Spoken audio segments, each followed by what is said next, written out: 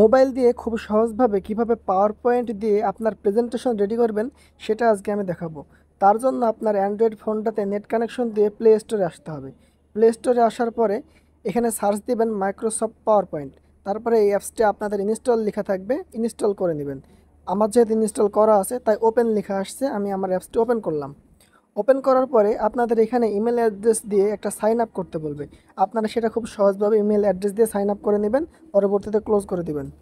তারপরে আপনার প্রেজেন্টেশন তৈরি করার জন্য উপরে ডান সাইডে কর্নারে দেখতে পাচ্ছেন প্লাস চিহ্ন আছে, এখানে একটা নিউজ যে আইকন আসছে এখানে একটা ক্লিক করবেন।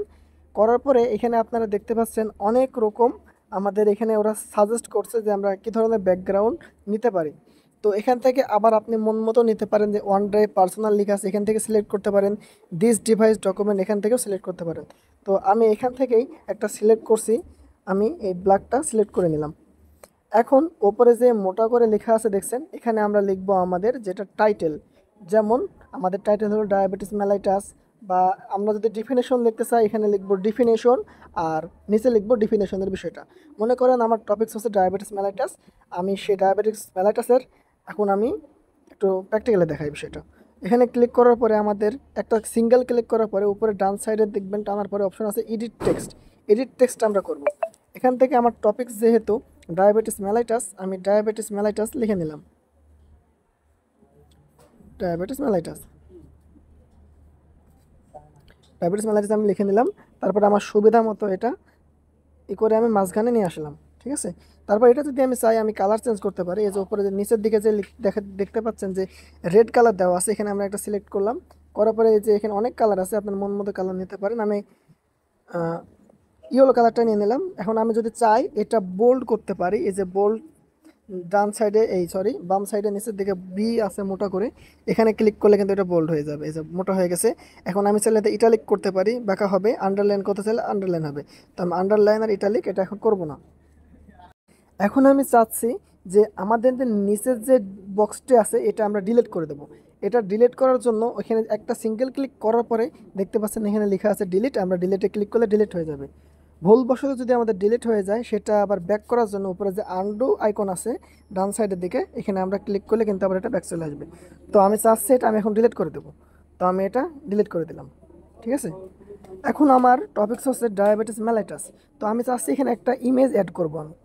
ইমেজ অ্যাড করার জন্য আমি আগে গুগলে চলে যাব। ডাইরেক্ট গুগলে চলে যাওয়ার পরে আমি এখানে সার্চ দেব diabetes diabetes mellitus. Diabetes mellitus থেকে আমরা একটা ইমেজ সিলেক্ট করে নেব। মনে করেন এই ইমেজটা আমার পছন্দ হয়েছে, আমি এই ইমেজটা সিলেক্ট করে নিলাম। এটা আমি ডাউনলোড করে নিলাম, ঠিক আছে। এটা কিন্তু আমার ডাউনলোড অলরেডি হয়ে গেছে, ডাউনলোড কমপ্লিট। এখন আমি আমার পাওয়ার পয়েন্টে আবার চলে যাব। এখন ইমেজটা অ্যাড করার জন্য নিচের দিকে দেখতে পারেন লেখা আছে গ্যালারি চিহ্ন আছে একটা, দেখতে পাচ্ছেন অ্যাড পিকচার, এখানে আমরা ক্লিক করব। এখানে ক্লিক করার পরে আমরা আমাদের ইমেজটা সিলেক্ট করে এখানে যে ডান বাটন আছে সেই ডান বাটনে ক্লিক করে আমরা আসতে পারি। তখন আমরা এই যে এখানে দেখতে পাচ্ছেন নিচে ফিল্টার, ক্রপ, রোটেট আছে, এই অপশনগুলোর কাজ আপনারা মোটামুটি পারেন। আমি ওইসব দেখালাম না। ডানে ক্লিক করার পরে আমরা আমাদের ইমেজটা সিলেক্ট করে নিলাম, আমি আমার সুবিধা মতো অ্যাডজাস্ট করে নিলাম, ঠিক আছে। থাকলো আমার প্রথম স্লাইড কমপ্লিট। আমি এখন আমার দ্বিতীয় স্লাইড তৈরি করতে চাচ্ছি।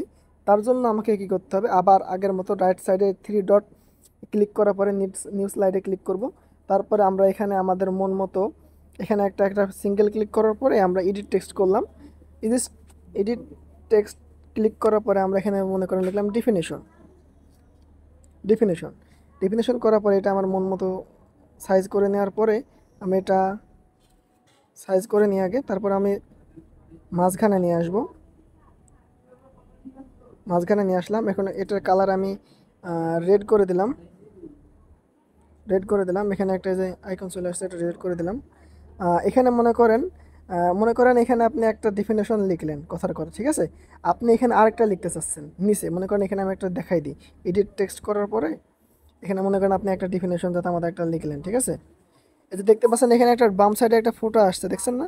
এই ফোটো আসার কারণ হচ্ছে আমার এই যে এখানে ডান সাইডে ক্লিক হয়ে গেছে না, এখানে ক্লিক হয়ে গেছে। এখানে একটা ক্লিক করে দিলে আপনার চলে যাবে। যখন আপনি নাম্বারিং বা কোনো পয়েন্ট আকারে দিবেন তখন আপনার এইগুলা কাজে লাগবে। আমি এগুলো আপাতত কিছু কাজে লাগালাম না। মনে করেন আমি একটা ডিফিনেশন এখানে লিখলাম।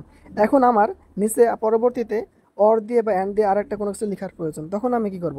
তার জন্য নিচে যে এ লেখা আছে না, ইনসার্ট এ টেক্সট বক্স, এখানে একটা ক্লিক করব। এখানে ক্লিক করার পরে আমাদের যে টেক্সট বক্স আছে এখানে কিন্তু আমাদের মন মতো আবার আমরা টেক্সট করে নিতে পারি, ঠিক আছে, যতবার খুশি আমরা নিতে পারি।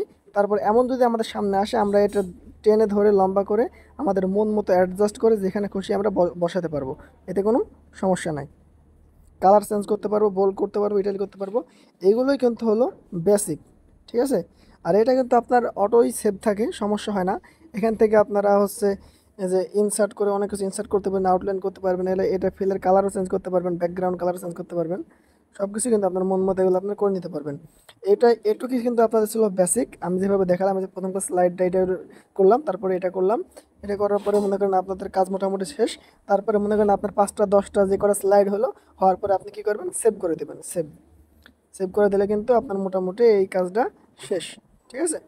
তখন আপনি যে কোনোভাবেই আপনি এই কাজটা করে নিতে পারবেন। আজকের ভিডিওটা এই পর্যন্তই। যদি ভালো লাগে ভিডিওটা অবশ্যই শেয়ার করবেন।